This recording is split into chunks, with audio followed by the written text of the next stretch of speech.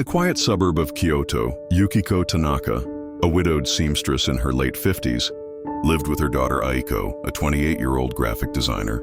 Their days flowed like the Kamo River, steady, unremarkable.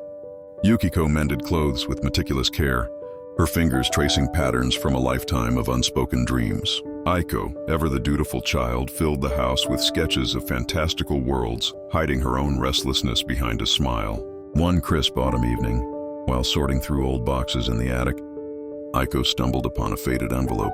It was postmarked from Hokkaido, dated 30 years ago. The handwriting was elegant, almost poetic. "Dearest Yukiko," it began. "Under the moonlit winter sky of Otaru, I wait for the words we never said. Yours eternally, Haruka." Aiko's heart skipped. Haruka? Her mother had never mentioned anyone by that name. That night, over steaming miso soup, Aiko confronted Yukiko. The older woman's face paled, then softened with a distant glow. "Haruka was a friend from university," Yukiko whispered, her voice trembling like falling leaves. But Aiko pressed on, sensing the layers beneath. Reluctantly, Yukiko revealed fragments: a youthful romance in Tokyo, stolen glances in crowded cafes, secret letters exchanged like forbidden haiku. Haruka, a budding poet, had been more than a friend. She was Yukiko's first love, a woman whose spirit matched the wild cherry blossoms. Society's gaze had forced them apart. Yukiko married Aiko's father out of duty, burying her heart in the snow of silence. Moved by the story, Aiko suggested a trip to Otaru, Hokkaido's canal-lined gem, where Haruka now lived as a reclusive writer. "Let's find her, mother. It's time." Yukiko hesitated, fears of rejection and lost time weighing heavy. But Aiko's insistence won. They boarded the Shinkansen north, the landscape shifting from golden fields to blanketed whites.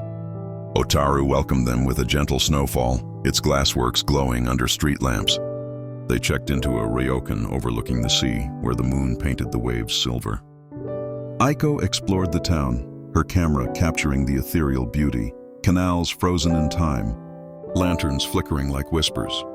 Yukiko, meanwhile, clutched the old letter. Memories flooding back.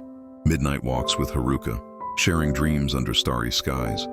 Their love a quiet rebellion against the world's expectations. On their second day, Aiko tracked down Haruka S. address through a local bookstore owner who knew of the poet S. works.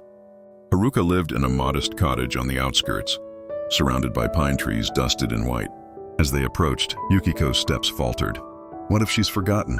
she murmured. The door opened to a woman with silver-streaked hair and eyes like deep wells. Haruka's face lit with recognition. "Yukiko, is it really you?" Time melted away in that moment. They embraced, tears freezing on cheeks. Over tea by a kotatsu, stories poured out. Haruka's solitary life, her poems inspired by that lost love. Yukiko's marriage, the joy of motherhood mingled with quiet regret. Aiko watched from the sidelines, her own secrets stirring. She had been hiding her feelings for her best friend, Mika, afraid of echoing her mother's pain. Seeing Yukiko and Haruka reconnect, laughing over shared memories, Aiko found courage. That evening, under a full moon casting long shadows on the snow, she confessed to her mother, "I understand now why you hid it, but love shouldn't be a shadow."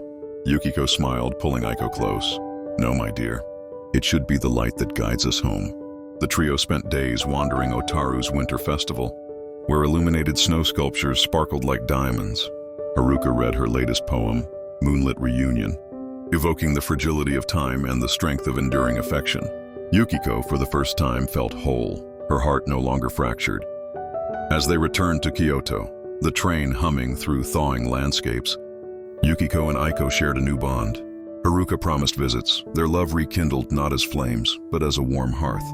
In the end, whispers of the past became songs of the future, proving that love, like snowflakes, is unique and timeless.